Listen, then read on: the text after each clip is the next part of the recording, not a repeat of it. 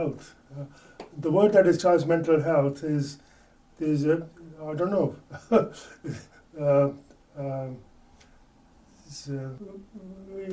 People कहते हैं अभी बंदा पागल या ये ठीक नहीं इनू कई कह देंगे या कोई किसी ने टूना कीता या किसी ने मैजिक कीता या. We don't have such a word for mental health. Anybody in the Asian community, anybody's got mental health, they're known as pagal. In Asian languages, I think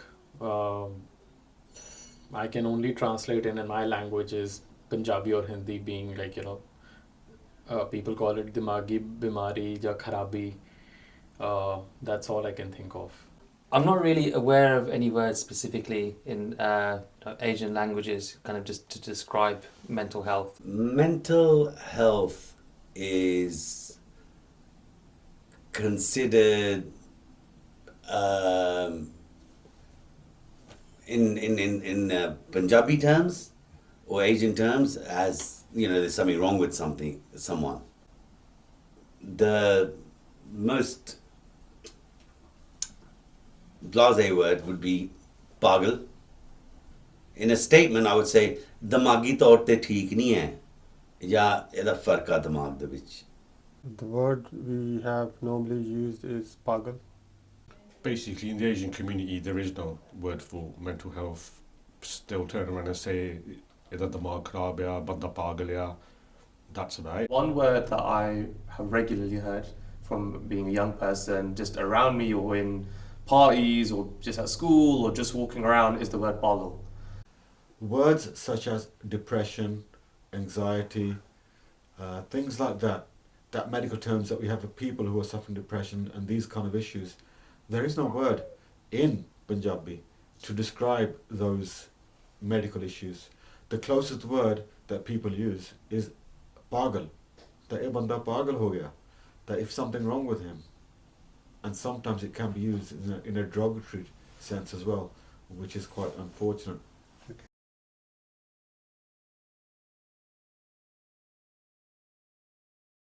ਜਦੋਂ ਨਾ ਪ੍ਰੋਬਲਮਸ ਹੁੰਦੀਆਂ ਆ ਕਿਸੇ ਨੂੰ ਇਦਾਂ ਦੀਆਂ ਫੈਮਿਲੀ ਵਿੱਚ ਉਹ ਲੁਕੋ ਕੇ ਰੱਖਦੇ ਆ ਕਿਸੇ ਨੂੰ ਪਤਾ ਨਹੀਂ ਲੱਗੇ. Men do have a problem. It's the macho image. Asian men don't talk about mental health when any crisis they're going through. They just keep it bottled up basically and probably feel embarrassed to go forward and talk to anyone about it.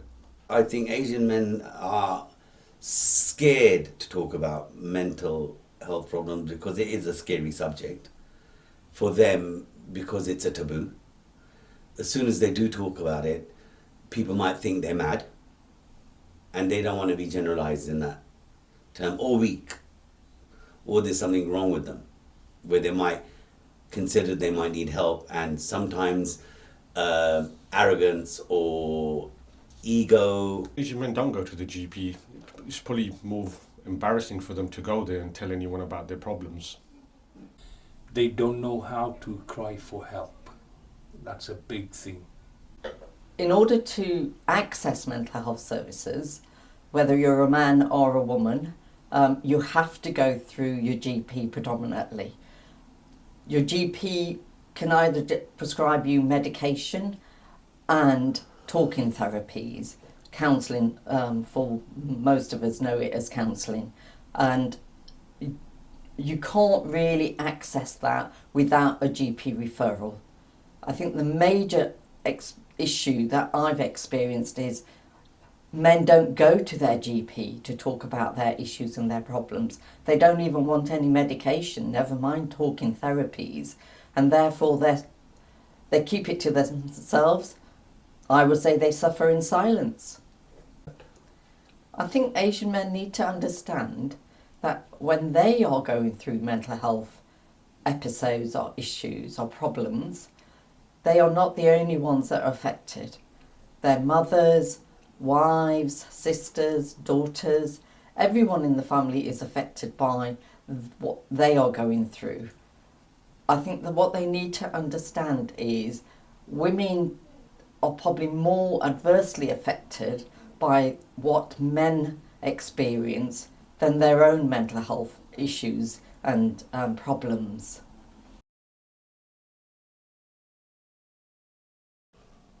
this mental health subject is quite close to me, as one of my cousins decided that he wanted to go and hang himself. He was suffering a lot, no one knew, he didn't reach out to anybody. He left his 3 children behind and his wife, and obviously he's gone now, so he thinks he's gone, but it's affected his whole family, and everyone's still searching for answers. Why did this happen? And it's just sad for the family, to be fair. He thinks he's gone, but he just left a big trail of destruction behind. Regarding my cousin, till this day we're still searching for answers. Why didn't he reach out to anybody? Why he didn't come and speak to anybody? And it's just why, to be fair, and we're just still waiting for answers.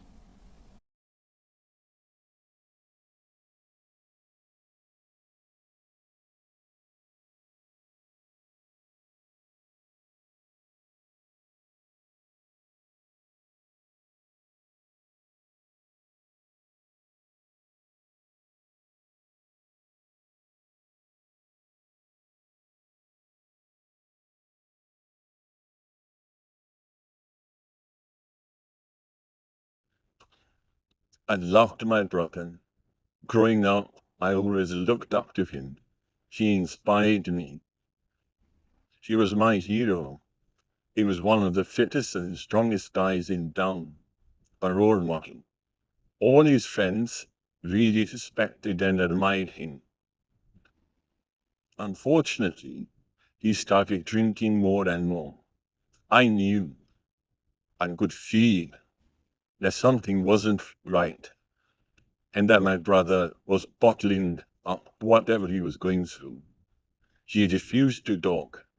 He just refused to talk. He turned to drinking and became an alcoholic over time. I remember pleading with him to get some professional help, to talk to a professional about whatever he was going through. He dismissed me for even suggesting he had a problem. He just kept on saying nothing was wrong with him. He had no idea that mental health support even existed. His drinking contributed to the breakdown of his marriage. He lost his job and started drinking even more. He still never spoke about what he was going through, what was eating him up from the inside. He became a shadow of himself. He got to a point where he became physically unable to do anything. Underwent dialysis, was taking sometimes 20 to 30 tablets a day for different health conditions.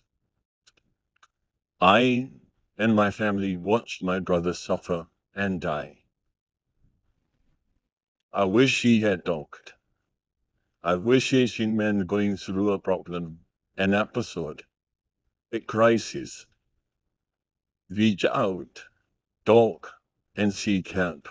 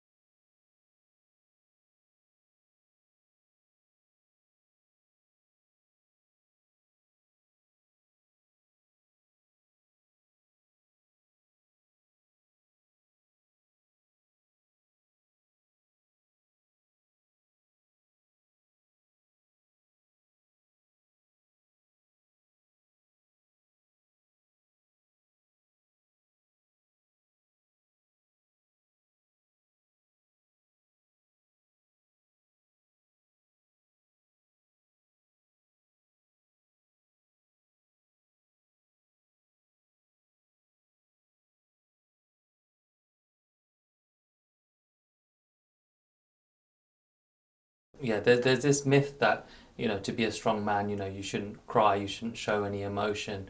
Or this idea of, boys don't cry. It's harmful. It's harmful to boys, harmful to girls. It's harmful to us as a community. To again, not be able to express your true self. I think sharm is gonna bring sharm to the family. Asian men who suffer from mental health don't talk about their problems. They just keep it to themselves. They keep it bottled in. They suffer. They don't go to anybody. They just basically just suffer in their own way. And then Asian men who suffer with mental health turn to alcohol. They turn into doing drugs. They stop going to work because they're under a lot of pressure and stress. And it's caused domestic violence at home, even with their partners. So I think the impact of men's mental health, we see that through their behaviours and predominantly through excessive drinking. That excessive drinking then can turn into domestic violence against their wives, their sisters, even their mothers. That's probably one of the worst implications and consequences of men's mental health and men not talking about it, not reaching out for help.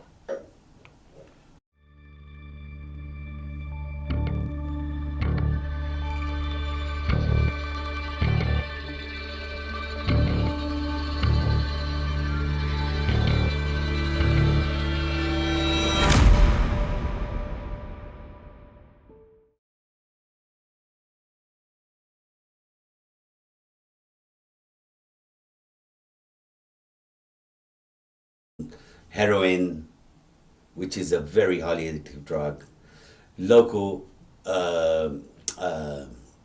community here, children that have grown into adults that are on heroin, homegrown in UK. Very, very big heroin epidemic in West London. It's hard to stop using, probably the hardest drug to stop using, as well as alcohol. Heroin is available as much as, or more, it's more available than ganja, say, in Southall. And it's easier to get a packet of heroin than probably getting a packet of ganja.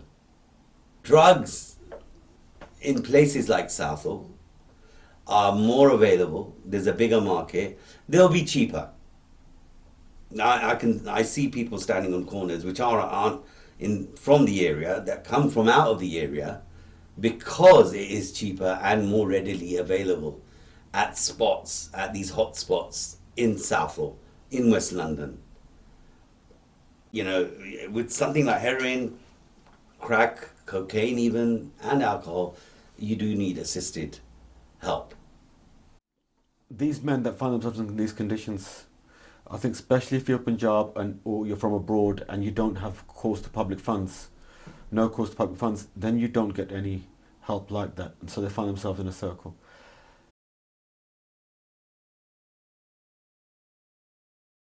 South Asian men getting their tailored help, I don't think there is. Regarding mental health services, I don't think there is anything out there for Asian men. It's not known. It's not been known to anybody. There's no one, if there even was, nobody would know where to reach out. So I think what they need to do is they need to consult with the community they're treating. I think the mainstream organizations should have some sort of awareness campaigns, some sort of engagement with various organizations, which could be local mosque, gurdwara, or school, because some of these people are not engaging with, for example, GP surgeries. They're not going to community mental health team offices, or because they are not part of it, they haven't accessed those services, but they might be going to the mosque, they might be going to the gurdwara, they might be going to the local park, sitting, doing nothing. I think a lot of Asian men, just don't go to see their GP. They don't go to the doctors. I think they understand Asian issues. They're training the book that they follow, and the culture is different in Asian society. They don't understand. In terms of today, with the current sort of like health service, I don't think that things are quite. They're not representative or reflective of what maybe the South Asian Punjabi man needs. The services, from my own experience actually, is where it can be, it lets itself down, whereas there's people maybe that are working in those spaces who are not connected to the communities they're having to work with maybe, and that creates this big gap of information and context to what they're trying to maybe prescribe. The mental health service is basically structured around white cultural thinking, white values, norms and codes. The existing mental health services are not tailored to our needs, to our background and cultural thinking. And I think there needs more training on the mental health services of who we are, what is our demands, what is the family structures, what things that put pressure on our minds and so forth. And they are, at this present time, they are just not structured enough to help with the needs of the South Asian person. Mental health professionals and the services do not understand the impact of izzat, fuzz and sharm and family honour.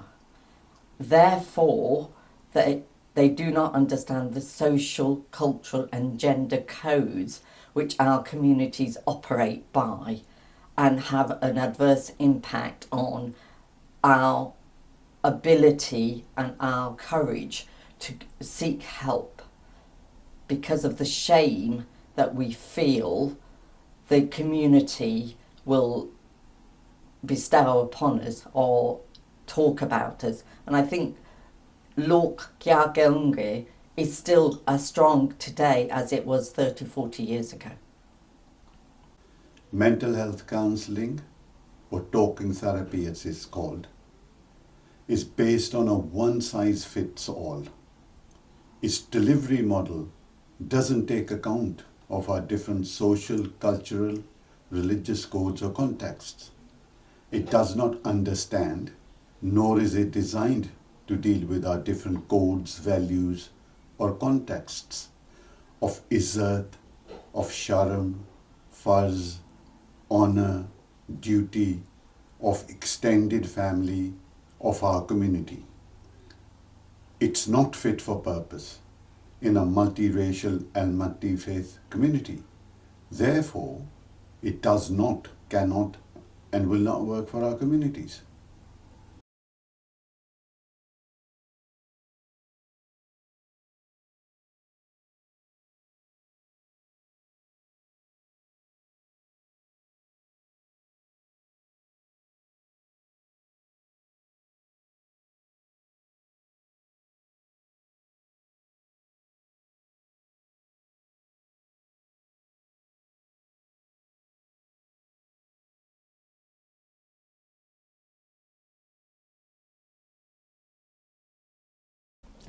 Mental health services, to put it bluntly, does not work for our communities and needs to be redesigned.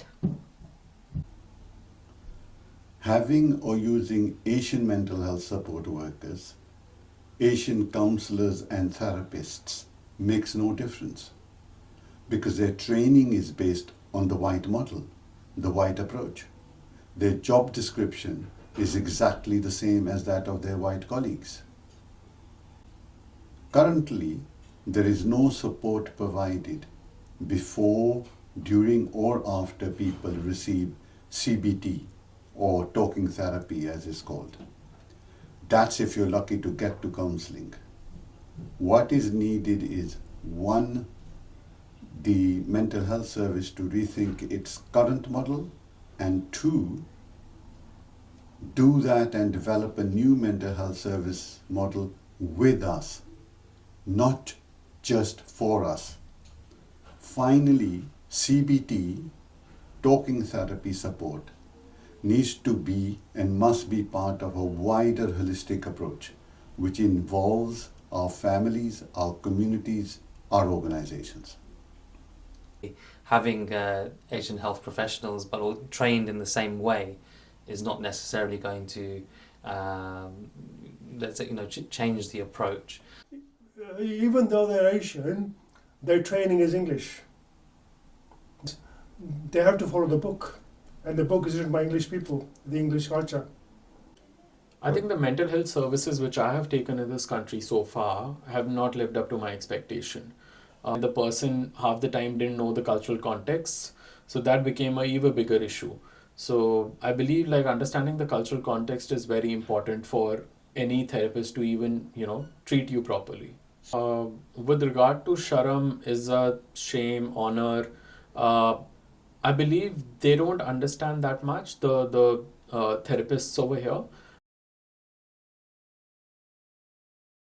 I personally think all Asian men, most Asian men, so I don't want to generalize, do find peace in meditation or, going to the Gurdwara Mandir, because they have a God to talk to, something about that they can't talk to anyone else about.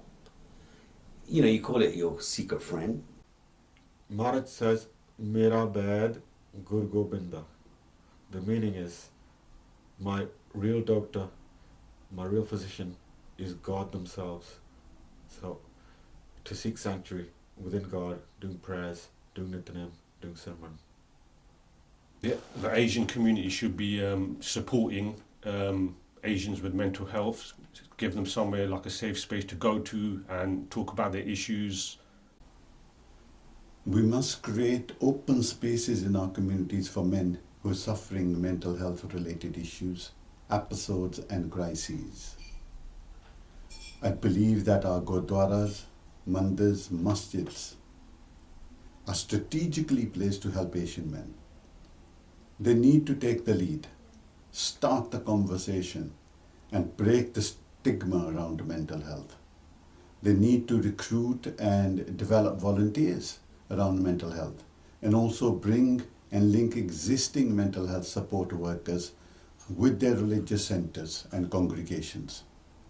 This is critical to providing both a holistic approach as well as a culturally appropriate mental health support service. One of the best places to start to talk about mental health is all these religious places, whether it's Gurdwara, mosque or a mandir, to actually have a support group in there. I think all places of worship, whether it be Gurdwara, whether it be Mandir, whether masjid, needs to have a welfare officer. Just like we have nowadays, we are being told by the government you have to have safeguarding officers, which is very important. I think having a welfare person whose job will be to focus on situations of men's mental health, ladies' mental health, and so forth, would help the community, would help our faith, our cultures, our beliefs, and it is really much required, because the amount of social pressures that we have amongst Asians is some next level, where other communities, who may be more Western communities, find it easier to talk and sharing their way of life amongst the neighbours.